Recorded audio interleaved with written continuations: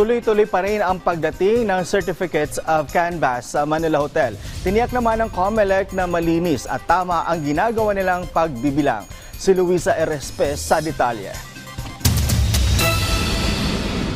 Pagbalik ng sesyon, wala nang tigil ang pagbubukas ng National Board of Canvassers sa Manila Hotel ng Certificates of Canvass mula sa iba't ibang mga probinsya at lungsod para bilangin kung tugma ba ang election results na binilang ng makina at naipadala sa Consolidation and Canvassing System. Unang araw pa lang ng bilangan, naka-58 COCs na agad ang binilang ng NBOC at ito ay pinagsamang overseas at local voting.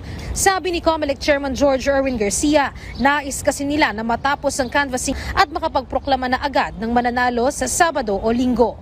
Siguro naman po safe na sabihin na hindi na kami lalampas naman hanggang linggong ito, yung Sunday na ito, para makapagproklama tayo ng ating mga kandidato for senators. And yung party list naman pwede may isang araw din na pagitan after the senators. Kung sakaling matuloy ang proklamasyon, ito na ang pinakamabilis na bilangan ng boto sa kasaysayan ng halalan sa Pilipinas.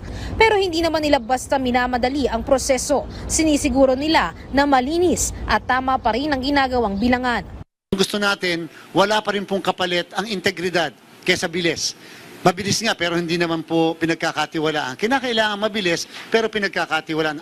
May ilan namang humihirit na simulan ng maaga sana ang proklamasyon para sa mga sure win umano sa eleksyon. Tulad ng isa sa nangunguna sa senatorial race na si Rodante Marculeta na sumulat pa sa COMELEC na sana payagan ng maproklama ang mga top ranking sa bilangan at hindi basta-basta makukwestiyon ang nakuhang boto. Pero ang sagot lang ng COMELEC dito, Nung pong may nakakaraang panahon, meron pong partial proclamation, ay para po sa atin, sabi nga po ng aming National Board, ang ating pong desisyon ay lahat na proklamasyon. Kasi nga po kung pinakamaaga ka naman na makakapagproklama ng ganito kaaga, in less than 1 week makakapagproklama ka, halimbawa, edi okay lang naman po siguro na makikihintay na lang, magkahintay-hintayan na lang.